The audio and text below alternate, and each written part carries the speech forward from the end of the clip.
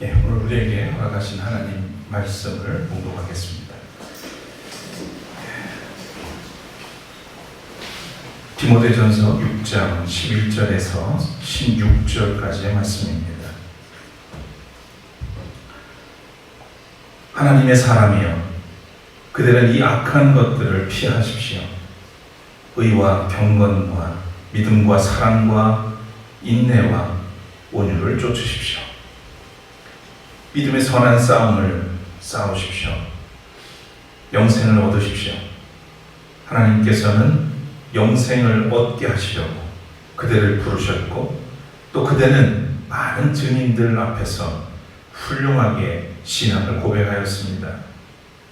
나는 만물에게 생명을 주시는 하나님 앞과 본디오 빌라도에게 훌륭하게 증언하신 그리스도 예수 앞에서 그대에게 명령합니다. 그대는 우리 주 예수 그리스도께서 나타나실 때까지 그 계명을 지켜서 흠도 없고 책망받을 것도 없는 사람이 되십시오. 정한 때가 오면 하나님께서 주님의 나타나심을 보여주실 것입니다. 하나님은 찬양받으실 분이시요 오직 한 분이신 통치자이시요 만왕의 왕이시요 만주의 주이십니다.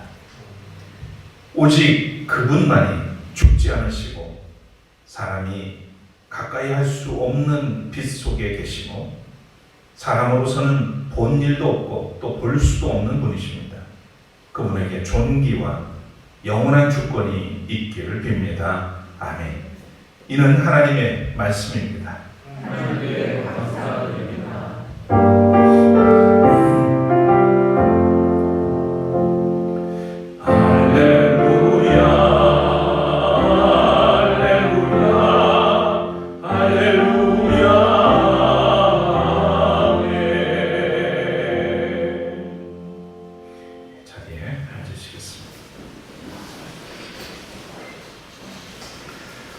요즘은 화창한 날씨 덕분에 부득이 기운을 낼 수 있었던 것 같습니다.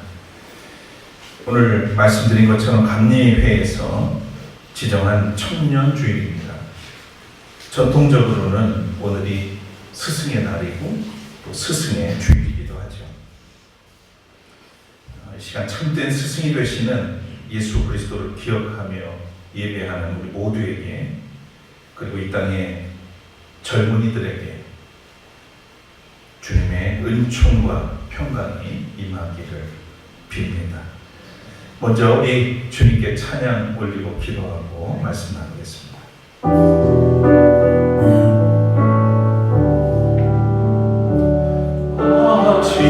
아침에 나로 주의 인자한 말씀을 듣게 하소서.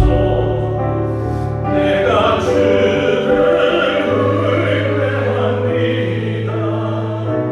나의 다닐 길을 인도하소서. 내가 내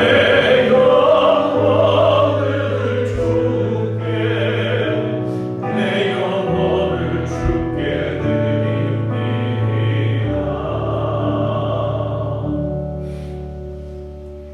주님, 오늘도 우리를 예배자로 불러주시고 이 시간 주의 말씀 앞에 세워주시니 감사합니다. 우리는 주의 말씀 없이는 살 수 없는 연약한 존재들입니다. 세상에 많은 지식과 많은 정보들이 넘쳐나지만 우리를 생명으로 인도하지 못합니다. 오늘 이 시간에도 주님께서 예비하신 생명의 말씀을 먹여 주옵소서. 그 말씀에 응답하고 화답하는 이 시간 되게 해주시고, 또한 성령께서 인도하셔서 이 말씀대로 살아갈 지혜와 힘과 능력을 더하여 주옵소서. 오늘도 부족한 종을 세우셨으니 주님 붙드시고 주의 뜻을 이루어 주시옵소서. 예수 그리스도의 이름으로 간절히 기도드립니다. 아멘. 가수 양희은 씨의 노래 중에 엄마가 딸에게라고 하는 노래가 있죠. 이렇게 시작합니다. 난 잠시 눈을 붙인 줄만 알았는데 벌써 늙어 있었고, 넌 항상 어린 아이인 줄만 알았는데 벌써 어른이 다 되었고, 뭐 이렇게 시작합니다. 저의 심정이 그렇습니다. 여전히 마음은 청년인데 어느새 아이들은 무럭무럭 자라서 저보다 더 큰 듬직한 청년들이 되어 있습니다. 청년 그러면 떠오르는 찬송가가 있어요. 574장입니다. 가슴마다 파도친다 우리들의 젊은이, 뭐 이렇게 시작하는 이 찬송. 이 곡의 작사가인 반병섭이라고 하는 분은 청년의 기백을 가슴 벅찬 언어로 그려놓았습니다. 하늘같이 높으자, 바다같이 넓고 깊자, 화산같이 타오르자, 폭포같이 줄기차자, 대지같이 광활하자, 산과 같이 우람하자. 이런 자연의 이미지가 푸른 꿈, 사랑, 붉은 피, 기상, 이런 단어와 함께 만나면서 젊음의 의미를 아주 증폭시키고 있는 것을 보게 됩니다. 저는 이 찬송을 부를 때마다 무기력했던 그런 온몸에 생기가 돌아오는 그런 경험을 하곤 했었습니다. 오늘의 젊은이들은 이 찬송을 어떤 마음으로 부를까 잠시 궁금해졌습니다. 우리는 보통 어리지도 않고 아직 늙지 않은 이 시기를 청춘이라고 부릅니다. 우고 민태원 선생의 청춘이천이라고 하는 아주 유명한 수필이 있죠. 아마 다 교과서에서도 보고 그래서 기억하실 거고, 요즘에는 있는지는 모르겠습니다. 청춘, 이는 듣기만 해도 가슴이 설레는 말이다. 청춘, 너의 두 손을 대고 물방울 같은 심장에 고동을 들어보라. 청춘의 피는 끓는다. 끓는 피에 뛰노는 심장은 거선의 기관같이 힘이 있다. 이것이다. 인생이라고 하는 여정에서 이처럼 찬사를 받아야 할 시기이지만 실제 청년들의 삶은 녹록지 않은 것 같습니다. 오늘 청년회장의 기도를 들으면서 함께 기도를 올리면서 얼마나 현실감 있게 준비해서 기도를 올렸던지 가슴이 제가 먹먹해졌습니다. 청년의 세대를 지칭하는 말이 참 많죠.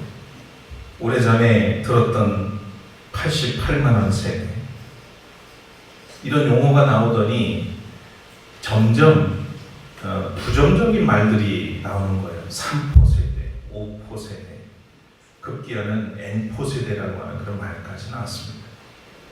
연애, 결혼, 출산, 취업, 직장만, 이런 것들을 거의 포기하고 살 수밖에 없는 세대다.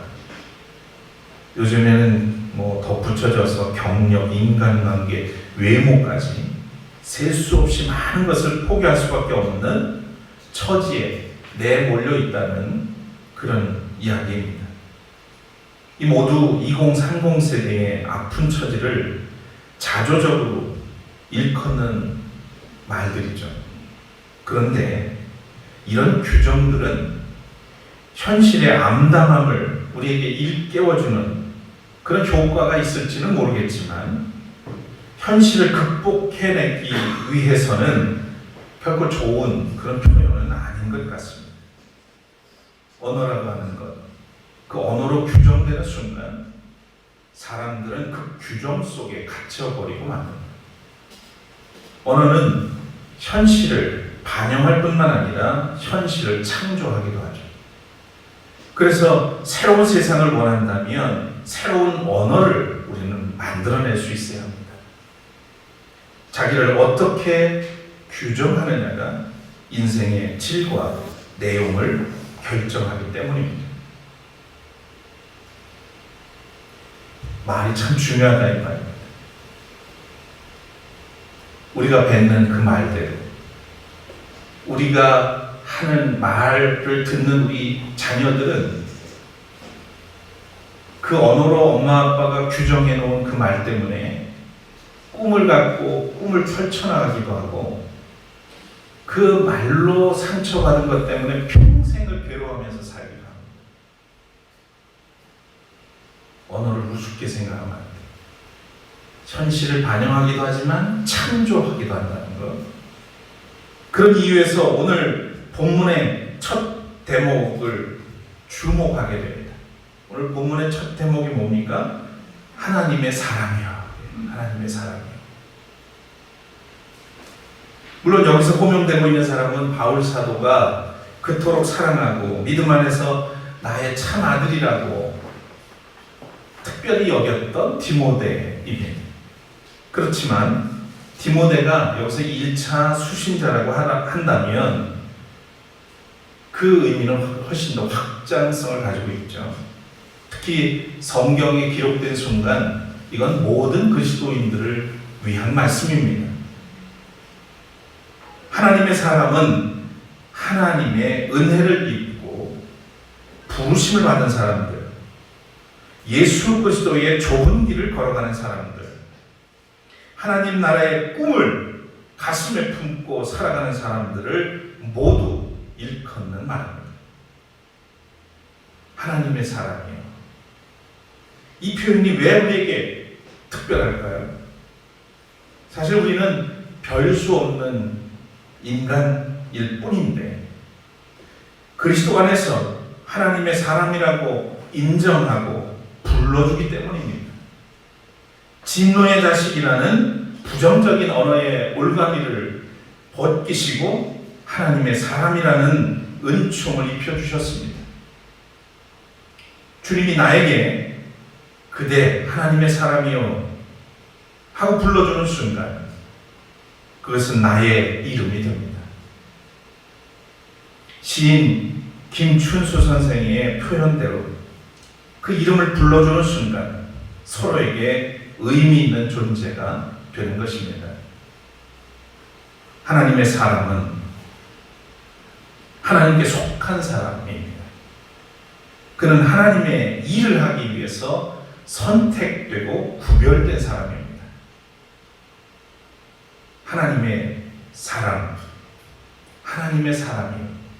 하나님의 사람, 그것은 곧 우리의 정체성입니다. 사도 바울은 오늘 본문에서 청년 디모데가 명심하고 살아가야 할 아주 소중한 가르침을 기록해 놓았습니다. 오늘 이 시대를 살아가는 우리를 향한 주님의 말씀이기도 합니다. 첫 번째, 하나님의 사람은 피할 것, 쫓을 것을 분별하고 지켜야 합니다. 하나님의 사람은 먼저 악한 것들을 피해야 하죠. 악한 것들은 피해야 합니다. 자칫 잘못 악한 것들과 싸우다가 악에 물들 수가 있어요. 그래서 웬만하면 말끔하게 피하는 것이 좋죠. 사도가 여기서 말하는 악한 것들은 뭘까요? 어떤 막연한 도덕적인 죄나 악행을 일컫는 것이 아닙니다. 오늘 다 읽진 않았습니다만 읽은 본문 바로 앞에 보면 그것이 언급되어 있습니다. 요약하자면 돈을 사랑하는 마음에서 비롯된 모든 것들, 그것을 피하라 이렇게 말씀하고 있는 겁니다. 앞에 나와 있죠. 화면에 부자가 되기를 원하는 사람은 유혹과 올무와 여러 가지 어리석고도 해로운 욕심에 떨어집니다. 이런 것들은 사람을 파멸과 멸망에 빠뜨립니다. 돈을 사랑하는 것이 모든 악의 뿌리입니다. 돈을 쫓다가 믿음에서 떠나 헤매기도 하고 많은 고통을 겪기도 한 사람이 더러 있습니다. 하나님의 꿈을 품고 사는 사람이 맨 먼저 피해야 할 것은 부자가 되기를 바라는 마음입니다. 이 말은 아마도 여기 계신 모든 분들 뿐만 아니라 현대를 살아가는 그런 사람들이 불편하게 여길 겁니다. 왜냐하면 요즘은 부자 되세요, 뭐 대박 나세요, 이런 말이 덕담이 돼서 통용하는 시대에 우리가 살고 있거든요. 많은 그리스도인들도 어떤 방법으로, 어떤 수단과 방법으로 돈을 벌었든지 간에 부자가 되고 좋은 차 타고 좋은 집에 살면 한없이 부러워하는 그런 모습들을 우리는 흔히 봅니다. 늘 저는 말씀드렸지만 부자가 되는 것 자체가 잘못된 것은 아니지만 어떻게 부자가 되느냐도 중요하고 부자가 돼서 어떻게 사느냐도 중요합니다. 적어도 삭개월처럼 살면, 회심하고 살면 은혜로운 사람이죠. 그래서 아마도 지금 부자가 되기를 바라는 마음은 피해라 하는 이 말씀이 당혹스럽게 들리실 수도 있겠습니다. 그럼 이 사도의 이런 가르침을 비현실적인 그런 사람의 철없는 그런 이야기로 우리가 치부해도 되는가? 과연 그럴까요? 예수님의 말씀을 우리가 생각해 보면 그렇지 않습니다. 예수님께서도 일찍이 부자가 천국에 들어가는 것은 낙타가 발을 넓히고 들어가는 것보다 어렵다 이렇게 말씀하셨어요. 왜 그렇게 말씀하셨을까요? 무슨 의미일까요? 어떤 의도에서 주님은 이렇게 말씀하셨을까요? 부자가 되기를 바라는 마음에는 타자에 대한 연민이 깃들 만한 그런 여지가 별로 없기 때문입니다. 그러니까 욕망이라고 하는 것은 언제나 배타적이에요. 내 배가 배부르기까지는 다른 사람의 배고픈 사정이 눈에 들어오지 않습니다. 사람의 사람됨은 어쩌면 타자의 필요에 반응하고 또 응답하는 그런 행위를 통해서 만들어지는 것인지도 모르겠습니다. 인터넷에서 봤던 짧은 동영상이 있습니다. 어떤 사람이 사람들의 행동 심리를 관찰하려고 남루한 옷차림을 하고 음식을 먹고 있는 사람들에게 다가가서 굉장히 배고픈 표정으로 좀 나누어 달라고 요청을 합니다. 우리 말에도 개도 뭘 먹을 때 옆에서 찝쩍거리면 막 물어뜯으려고 하죠. 안 건드리는데 개도 안 건드리는데 고상하게 먹고 있는데 와서 좀 나에게 먹을 것을 달라고 그러면 좋아할 리가 없어요. 대부분의 사람들은 불쾌한 표정을 지으면서 거절을 합니다. 그런데 이 사람에게 먹을 것을 나눠준 사람이 있었습니다. 누굴까요? 노숙자 한 사람이 한 조각 피자를 먹다가 그것을 잘라서 나눠주는 겁니다. 여러분, 누가 더 인간적입니까? 아주 남루한 행세에 노숙자 한 사람이 배고픈 강아지에게 먹을 것을 주는 장면도 있었습니다. 돈이나 이익을 따르는 순간 하나님의 마음으로부터는 점점 멀어지게 되는 게 사람 마음입니다. 의의를 버리고 이를 따르는 이들이 있어요. 많이 있습니다.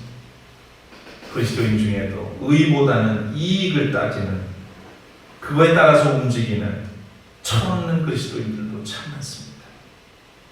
가엾은 인생이 아닐 수 없습니다. 바울 사도는 디모데에게 의와 경건과 믿음과 사랑과 인내와 온유를 쫓으십시오 라고 권고합니다. 여기서 쫓으십시오 라는 말과 피하십시오 라고 하는 것은, 이 말은 대꾸를 이루는 그런 표현이죠. 악한 것들을 피하는데 그쳐서는 안 되고, 더 나아가서 자기 삶을 새로운 가치로 채워가야 한다는 이야기를 하고 있습니다. 의가 뭡니까? 바름을 실천하는 것이고, 경건은 하나님의 성품을 닮아가는 것이죠. 믿음은 주님에 대한 한없는 신뢰요. 사랑은 자기를 내어주는 삶입니다. 인내는 곤경 속에서 생의 방향을 바꾸지 않는 굳건함이고, 온유는 그리스도가 그랬던 것처럼 만나는 모든 이들의 설당이 되어주는 그런 너그러운 마음. 오늘 사도 바울은 디모데에게 이것을 차근차근 채우라고 이야기를 하는 거예요. 돈을 탐하는 것은 피하고, 이 거룩한 성품을 위해서 힘써라. 그것을 쫓으라. 쫓다는 말은 한순간에 이루어지지 않는 거죠. 꾸준히 그 삶을 훈련하고 쌓아서 그리스도의 성품에까지 다다르라고 하는 그런 의미인 겁니다. 하나님의 사람은 그런 가치를 속살처럼 채워가야 합니다. 두 번째, 하나님의 사람은 믿음의 선한 싸움을 싸워야 합니다. 좀 불온해져야 돼요. 좀 그리스도인은 야성을 좀 가져야 돼요. 그래야 하나님의 나라를 이 땅에 심을 수가 있고 세울 수가 있고 불의한 것과 싸울 수가 있어요. 하나님께는 순종하고 불의와는 저항할 수 있어요. 불의에 대해서는. 모든 게 은혜가 아니에요. 옳지 않은 것 앞에서 타협하고 머리 숙이는 게 은혜가 아니란 말입니다. 우리는 어려서부터 싸우지 말라는 말 참 많이 듣고 자라요. 싸우지 마라, 싸우지 마라. 물론 폭력은 안 되죠. 근데 저는 가만히 이제 커서 보니까 좀 싸우는 법을 어려서부터 잘 배웠으면 좋겠다는 생각이 들어요. 정말 싸워야 될 때 싸워야 되는 거 아니에요. 내 안에 있는 병마와도 싸워야 되고, 악한 영과도 싸워야 되고, 불의한 것과도 싸워야 되고.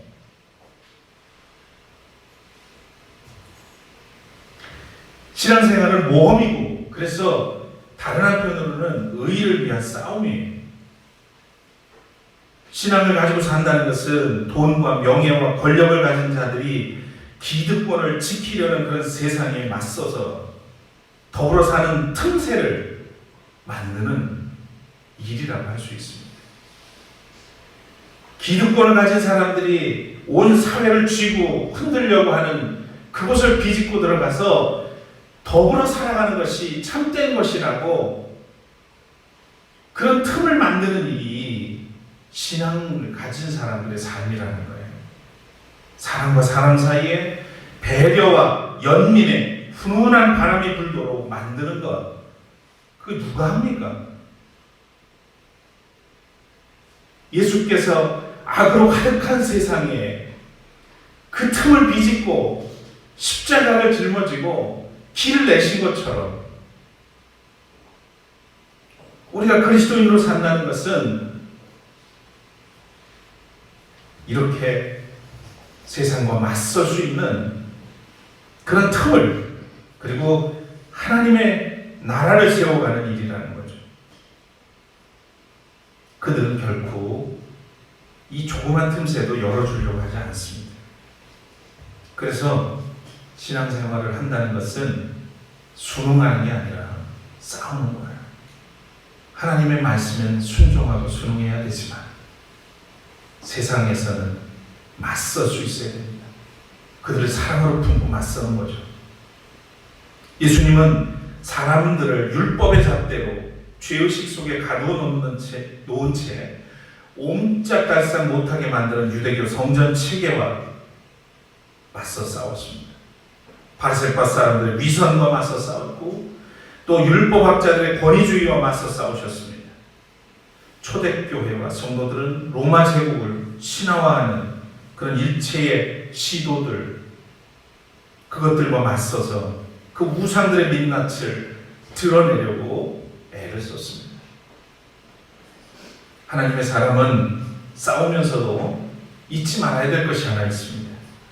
어떤 경우에도 상대방을 악마로 만들어버리거나 제거해야 할 적으로 삼지 않는 겁니다. 그 속에 있는, 비록 그렇게 우리 눈에는 악마처럼 보이고 결코 사랑할 수 없는 그런 원수처럼 보일지라도 그 속에 하나님의 형상이 회복되기를 바라는 그런 마음으로 싸워야 됩니다. 그걸 뭐라 해요? 사랑이죠. 예, 선한 싸움이라고 하는 것은 자기와 상대방을 상호 발전시키고 삶의 어둠을 밝히기 위해서 위한 그런 싸움이라고 할 수 있습니다. 거룩한 싸움이죠. 거룩한 싸움. 싸움에 왜 거룩한 싸움? 네. 그런 싸움의 결과로 주어지는 것이 오늘 성서의 말씀은 영생이라고 했습니다. 선한 싸움의 열매는 영생이다.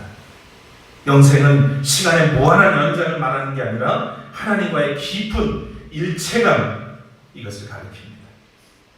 하나님의 사람은 영생을 얻기 위해서 번거롭지만 세상이 만들어 놓은 경계선을 뛰어넘어야 합니다. 그래서 다른 삶이 가능하다는 것을 사람들에게 일깨워 줄 수 있어야 돼요.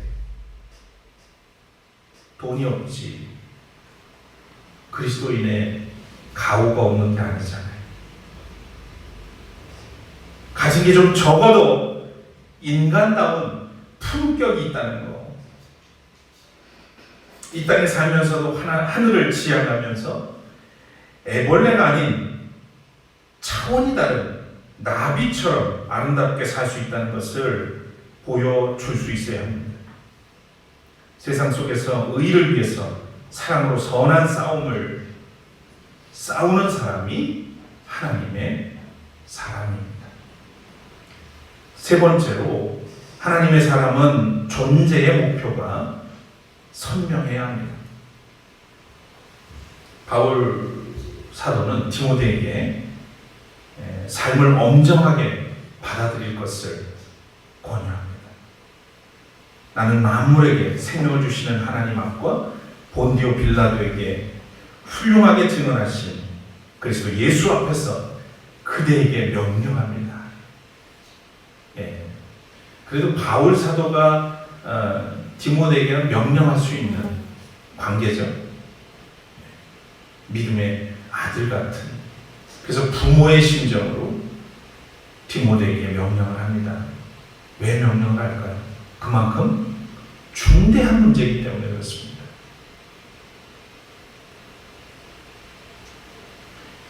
권고가 아니라 명령이에요. 스승은 적어도 이런 존재여야 되는 거죠. 14절에 보면 그대를 우리 주 예수 그리스도께서 나타나실 때까지 그 계명을 지켜서 흠도 없고 책망받을 것도 없는 사람이 되십시오. 흠 없고 책망받을 것이 없는 사람. 우리에게는 보통 이중적인 그런 과제가 있죠. 살아가는 삶의 과정에 먹고 살기 위해서 일도 해야 되지만 어떤 사람이 될 것인가 하는 문제를 항상 고민하고 사는 겁니다. 사회심리학자인 에리히 프롬은 소유지향적 삶과 존재지향적 삶을 나누어서 설명한 바 있습니다. 남부럽지 않은 사회적 성취를 이루었는데도 자기 삶의 의미를 찾지 못하는 그런 사람들이 있는가 하면, 가진 것은 별로 없지만 주변에 있는 사람들에게 기쁨과 소망과 평화의 씨앗을 뿌리는 그런 사람도 있습니다. 바울은 디모데가 지향해야 할 생의 중요한 목표를 아주 분명하게 적시하고 있죠. 흠없고 책망받을 것 없는 사람, 바로 이것입니다. 물론 완벽한 삶을 요구했겠습니까? 우리 힘으로는 할 수 없지만 그리스도 안에서 성령을 통해서 우리는 흠없고 거룩하고 책망받을 것이 없는 사람이 될 수 있음을 우리에게 알려주는 겁니다. 이처럼 마음의 거울을 닦는 방법은 계명을 지키는 것, 말씀을 붙들고 사는 것이라고 말합니다. 흠도 없고 책망받을 것도 없는 사람이 된다는 것은 하나님의 뜻에 합당한 존재가 되라는 가르침입니다. 바울은 하나님은 찬양받으실 분이시요 오직 한 분이신 통치자시요 만왕의 왕이시요 만주의 주라고 말합니다. 여러 가지로 표현되어 있지만 요약하면 하나님은 우리 존재의 중심에 모시고 살라는 말씀입니다. 늘 겸허하게 하나님의 뜻을 구하면서 하루하루 충실하게 살다 보면 어느 쯤인가 우리도 하나님의 마음과 일치를 이루게 될 겁니다. 요즘 의기소침해진 채로 살아가는 젊은이들과 그리스도인들에게 드리고 싶은 말씀이 있습니다. 조금 더 당당해졌으면 좋겠습니다. 세상 사람들이 뭐라 해도, 세상 사람들이 우리를 하찮게 여길지라도 하나님은 지금도 변함없이 우리를 향해서 그대 하나님의 사람이여 그렇게 불러주고 계시단 말입니다. 좀 더 당당해집시다. 나는 부족하지만 주님은 완전하십니다. 구분을 믿고 의지하는 사람이라면 나는 할 수 있다. 능히 할 수 있다는 그런 소망과 믿음으로 살 수 있지 않겠습니까? 사랑하는 여러분, 성공의 봉우리에 올랐다 하더라도 자기밖에 모르는 사람은 영적인 미숙아에 지나지 않습니다. 그 봉우리에 오를 엄두를 내지 못하더라도 생명을 존귀하게 여길 줄 알고 하나님의 뜻을 가슴에 품고 사는 사람은 이미 그리스도와 함께 승리한 사람인 줄 믿습니다. 우리는 용기를 내라. 내가 세상을 이겼다 하신 그리스도를 믿는 하나님의 사람입니다. 세상이 어떻게 돌아가든 하나님의 영광을 구하는 생은 아름답습니다. 낮은 곳으로 흘러 바다에 이르는 강물처럼 우리도 그렇게 하나님의 마음에 당도할 수 있으면 좋겠습니다. 그러기 위해서는 믿음의 선한 싸움을 계속해야 합니다. 날마다 새로운 존재가 되기 위해서 세상에 맞서서 불온함으로 분투해야 합니다. 바라기는 주님의 은총이 우리의 그러한 싸움을 복되게 하시고 흠없게 해주시기를 간절히 소원합니다.